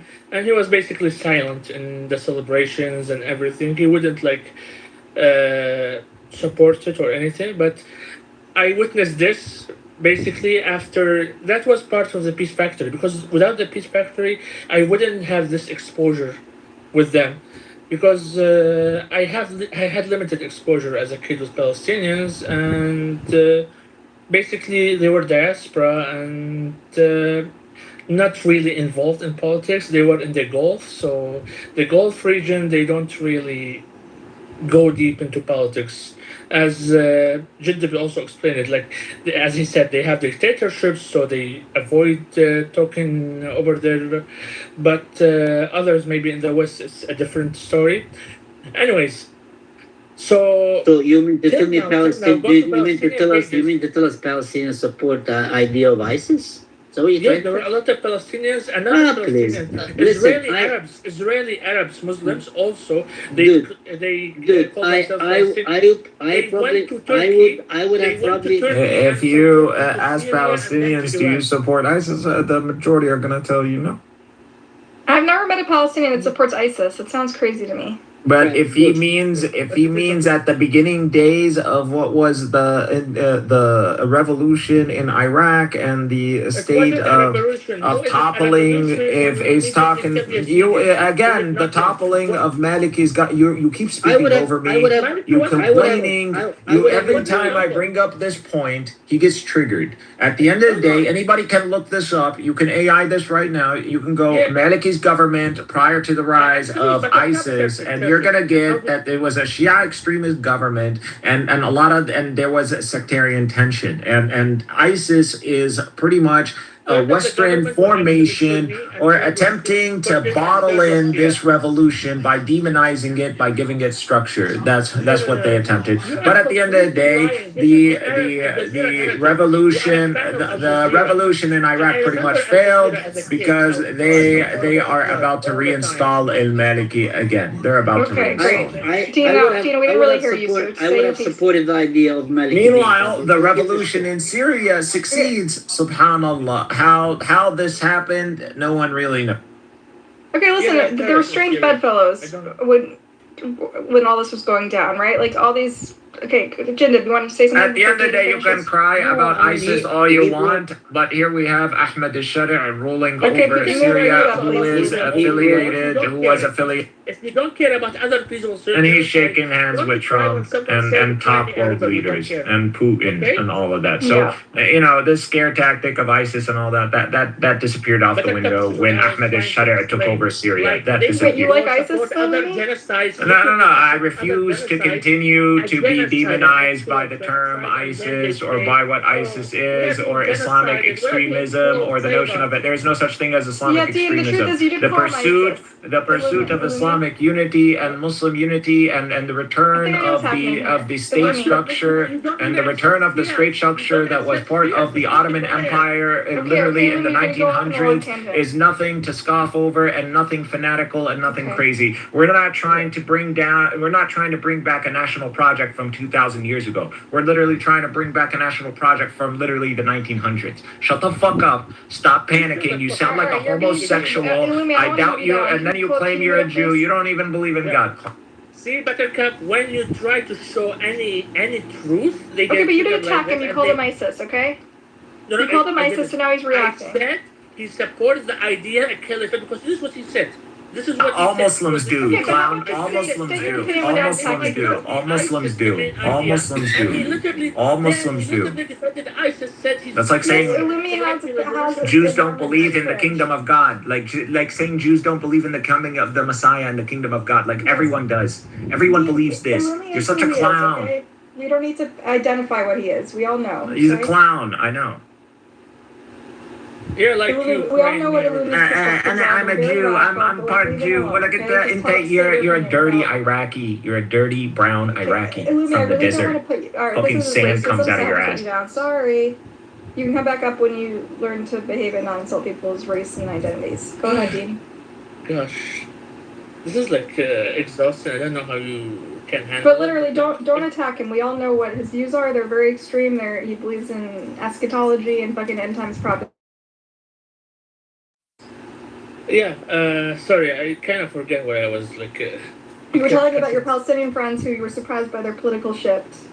oh yeah, that. And you made the jump that they support ISIS. Do you think Yes, and then there was Palestinians support a main ISIS? page. A group was. I basically screenshot everything at the time. There was a main Gaza page.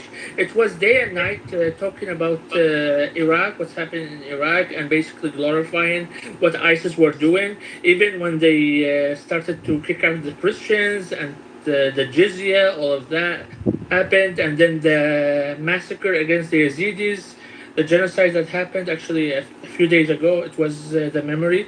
There were actually two genocides, one on 14th of August, and the main one, the invasion, was on the 3rd of August.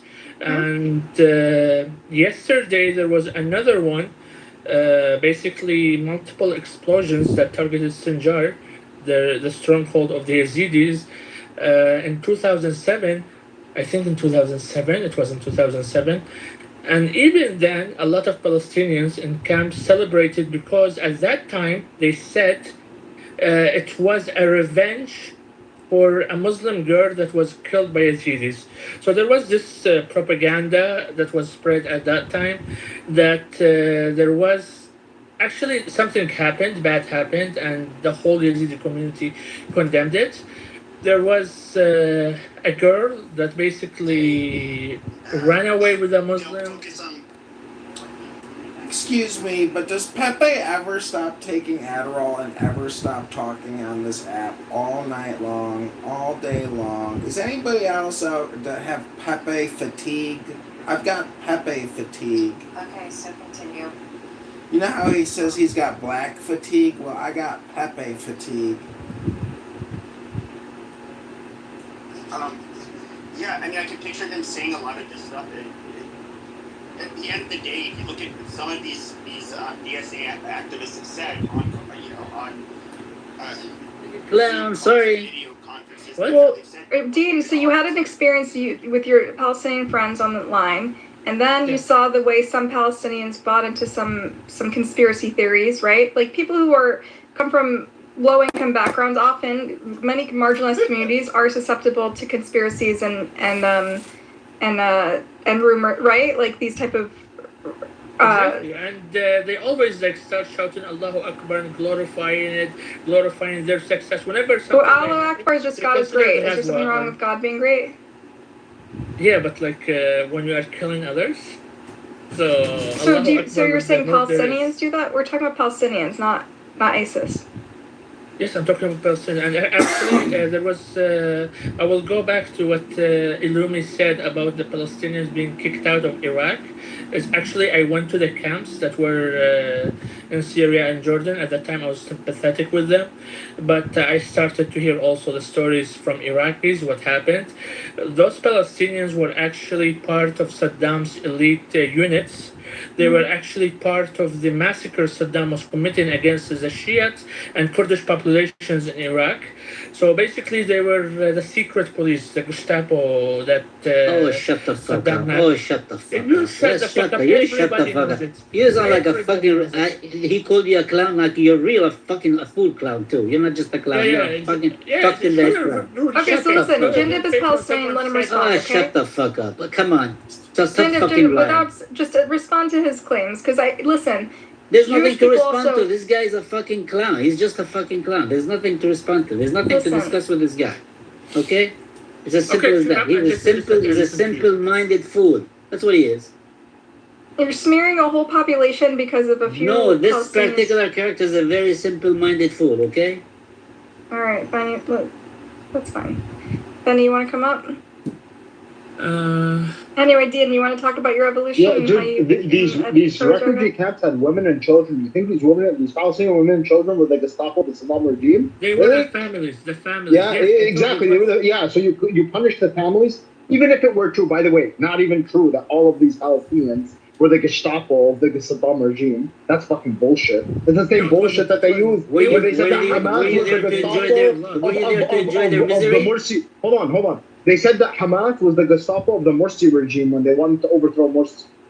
And people bought that shit. Really, 100 million Muslims, and you couldn't find anyone to protect you except for these guys in Palestine. Same thing. Iraq, 40, 60 million people, and you couldn't find anyone to protect you except the Palestinians. No, man, what you're saying is absolute fucking bullshit. It's not true. It's not. And not only is it pretty rare. Hold on, let me finish. Not only is it pretty rare to find Palestinians like Alumi that have this kind of ideology. More importantly, with regards to ISIS, not only did Palestinians not support ISIS, right, en masse.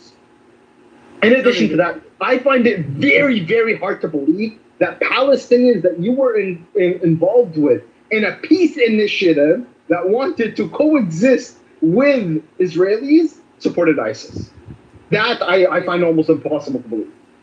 Yeah, this guy is full of shit. He's stunk up the whole fucking universe. You're so full of shit, dude. You're a clown. Well, you're full of shit. If I want to make a story, no, you are a fool. You're a lying fool. You're a and you're not a good liar either. I'm telling the truth. You have your lying skills are lacking, dude.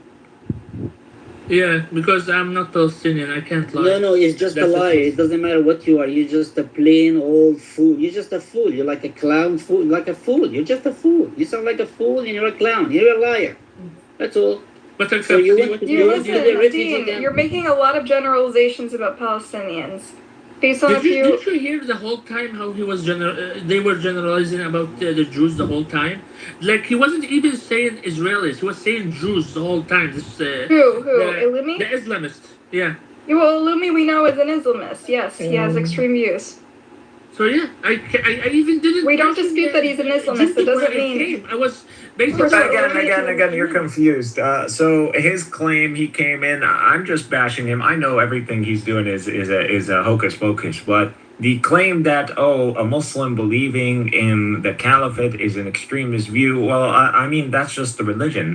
The Muslims believe in the return of the caliphate. Literally, this has been prophesied. If you're a Sunni or a Shia, you believe this. So if this is considered an extreme view, and he persists on calling this extremism, then he's just saying Muslims are extremist, or the Muslim ideology is extremist, and hence he is Islamophobic, and hence he needs to be treated accordingly. This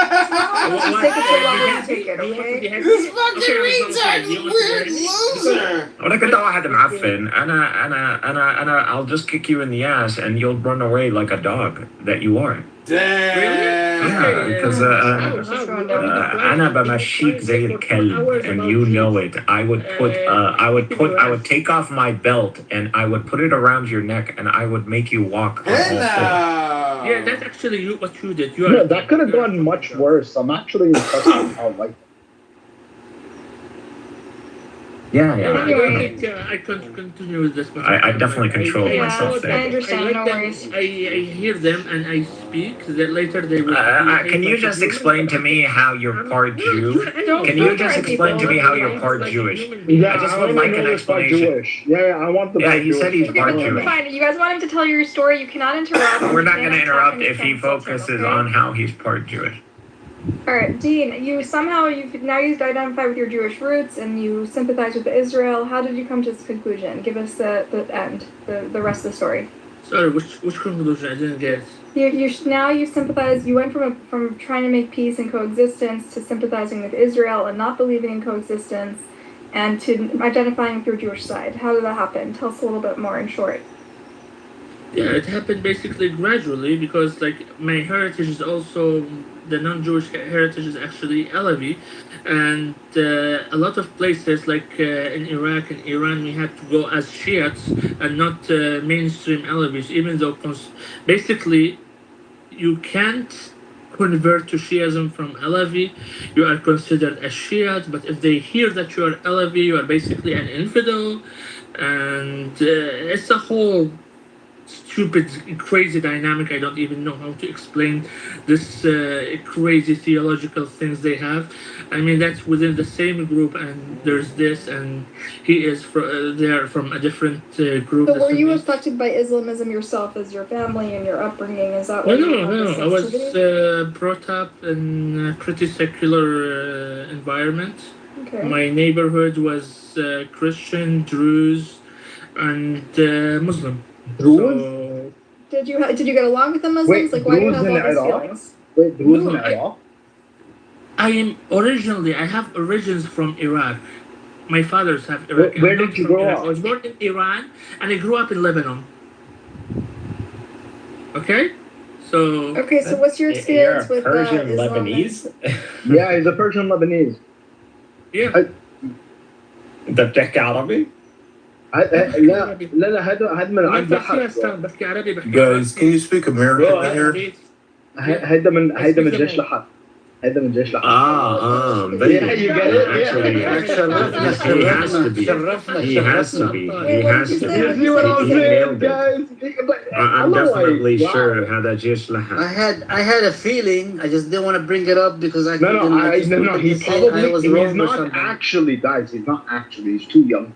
I'm just saying, like he aligns with that kind of. He's probably What a are they accusing descendant. you of? He's Buttercup, probably a let me tell you what descendant. they are saying. Buttercup. Let me tell you No, he's not a They're saying that Okay, I'm guys, part pause. I of want to the hear South him Lebanese explain. army, and You're saying you're part of Assad, right? No, we said لحد لحد جيش لحد. No, it's the South Lebanese army. SLA. It's like a small army of Lebanese people that formed during the Civil War to support Israel. To defend And they were their traders, rights. essentially. Okay, And okay, they were okay, traders. They were dealt with such. Oh, yeah, I they were remember dealt with this. as Yeah, traders, I remember. and then they got kicked And out. they were given refuge, right? A few of them were given refuge in Israel. Yeah. Okay, I remember this. Okay, go on. And now, by the way, Lebanese parliament, Lebanese government, I think just passed a law saying that they're allowed back in, and they're going to be given. Yeah, they Great, give him great. I want amnesty. these- So go back, go Fucked back. off. Yeah. Wait, I want to hear him to respond to allegation. You made an allegation. Go ahead, Dean. Yeah, no, I'm not part of it. Like, I'm too young to be part of that and lived in Lebanon. If I was part of that, I probably would have been lived in Israel my whole life, not Lebanon. So I wouldn't even have. No, I know you're not actually part of it.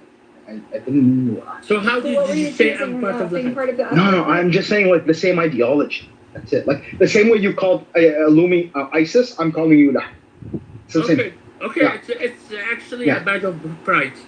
Oh sure, yeah. If you think the most treacherous paramilitary force in our recent history is a badge of pride, then you go for it, bro. Yeah, it's a badge of pride. I'm proud of them. This is I have a interesting. lot of friends from them. They were defending their lands. They didn't kill Lebanese. They were. They didn't kill Lebanese? Are you Interesting. insane? Oh, this is interesting. They only tortured them. Dean accused Illumi of sympathizing with ISIS, and Illumi took it as a badge of pride. You guys accused him of being part of this, what's this group called again? LOE or...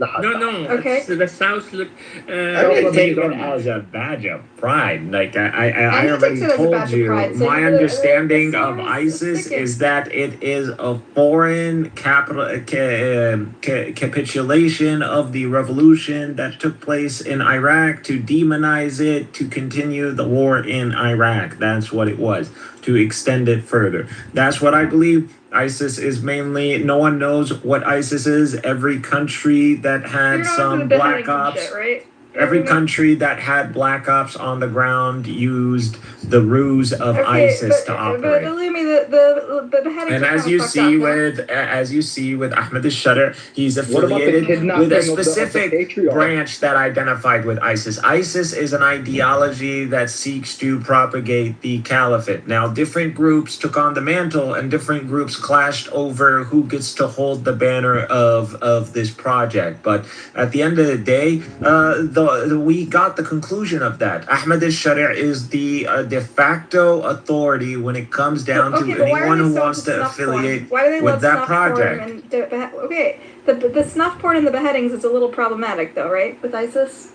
Again, all of that Baghdadi stuff, that's CIA. I don't believe that was ever all those that was MI6 so MI5 MI6 MI5 CIA. Hold on, We saw the but British you're claiming, accents. Hold on, but Those you're guys claiming. are all Wait, intelligence. but you're claiming Giuliani is like a victory of this thing, right? But Yeah, he was part of ISIS. He was under Baghdadi. And he was, by the way, and it was his group specifically after he broke apart from ISIS that kidnapped the patriarch in Morocco. They've done some pretty fucking horrendous shit. Like you can't tell them everything is under the shutter. Everything he has. and listen, don't get me wrong. I would still I've stuck for a lot, man. And as an ex-Muslim, I'm telling you this. I would still rather fight with ISIS than Lahad. ISIS is still better than Lahad. I agree with you on that, right? But that does not mean ISIS is good by any But stretch of ISIS the is not. imagination. You cannot. ISIS and Jabhat al-Nusra specifically. If you want Jabhat al-Nusra specifically, You cannot compare ISIS to Lahad, anyways. As structure, as an organization, they're not comparable. Like Lahad is an army. I'm just saying, like if you're gonna fight for one of them, Lahad is an army. I'm just saying, if you're gonna fight for one of them, I would still fight for ISIS over Lahad. Officers, I agree with you on that. ranks, However, it doesn't matter. The point is that, however, you cannot deny not only you want to say ISIS, oh, it's a catch-all term, whatever. Okay, look at Jabhat al-Nusra specifically, right? And look at what they did in Syria and in Iraq, by the way, before they formed it. Jabhat al-Nusra, there are two. Look at just what they did in Syria. No, there was a lot. There's that group that is funded by Saudi Arabia, and then there was the group that is Jabhat al-Nusra. I'm talking about Jabhat al-Nusra specifically. Yeah, Jabhat al-Nusra broke away from ISIS.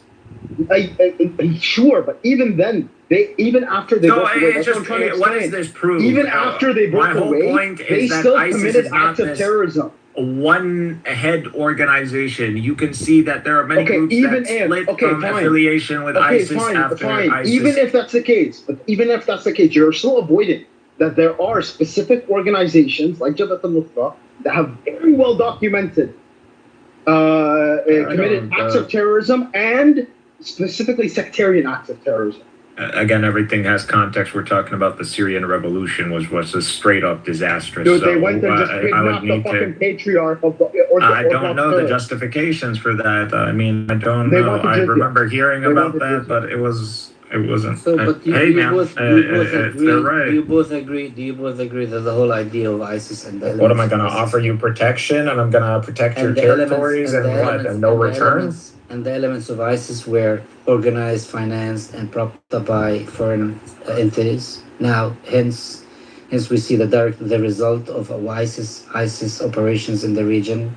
A Shirak came riding on a tank, on a Western tank, a Turkish tank, and so on. They tell us who those ISIS people. We don't know who those fucking ISIS people were. When we see, what was that U.S. senator taking pictures with the early people of ISIS? What was his name? John McCain. Right? John McCain. Yeah, John McCain. Yeah, John McCain. Yeah. The presidential candidate. Who ran against Obama. He was being photographed with those elements of ISIS in Syria, in northern Syria. And you're telling me those ISIS are Islamist people? They are Islamists? Yeah, bro, I am not going to sit here and condemn ISIS in accordance to the Western narrative. That is never going to happen. And so if people want to call me ISIS all day, you can. I don't agree with the disorganization. I don't believe in people piling up into an ambiguous organization over a banner, over some nostalgia. So I believe a lot of those people got goofed. And if I actually truly believed, I would have been one of the people that went there. I did not believe in an organization that we don't know who the head of it is. Foreigners. It makes sense. You were asking the questions. You don't know anything. You don't know anything about your own country. Why are you coming here lecturing us about ours? If you're unwilling to understand the concept I'm trying to, this is a pretty basic concept about Canada. It's something you learn pretty quickly about Canada when you learn about our system. I find it like, I don't know why you want to push back on it. We're not really You told ruled us by. you've had rights and freedoms for 150 years. Clearly, that was either a lie or you didn't know. You've only had rights and freedom. As soon as I muted up, as soon as I muted up, I was like, oh no, the Constitution is much younger than that. Prior to that, when we had like another document, I could look it up. But I'm just more familiar with the Charter of Rights and Freedom. Girl, did you know America is the oldest country in the world? You think America is the oldest country in the world? Yes. Yes, we have had the longest standing government that has not changed over. I mean, look at your shitty ass country's only existed for 44 years. But your current system, your current setup, our setup, we're 250 years old, bro. When you look at these other countries across the world, I mean, think about this. Russia, what is known of Russia, only came about in the 1990s. The oldest constitutional republic standing in America or in the world. We are the oldest. Okay. Longest running, and all these other countries followed suit after we did. That's record of governance of one regime, I think, that you say. Not the record of standing of the country. Am I wrong? And like, I don't even, like, it's not even a pushback. It's just, okay, you just said, like, verbatim, you said, I want to get it right, that the USA is the oldest country in the world. You said the oldest country. And then after I called you out on it, then you changed your terminology and you said the oldest continuously operating national constitution, which are two different claims. Now, and that's fine. I get it. Like, I actually get what you did there. It's totally fine. I'm so close to done. I know Coco's going to freak out, but what you did there, I get it. I get what you did. It's similar. Like, it's like you can make that mistake, and I get it. I'm not mad at you. But I feel like if I were to have done that, I'd hear about it from you for the next 20 minutes about how I don't know what I'm talking about because I said the oldest country in the world. That's what you do. You do that all the time, Joe. I'm not that petty, bro. You're just being petty now. Literally everyone knew what I'm saying.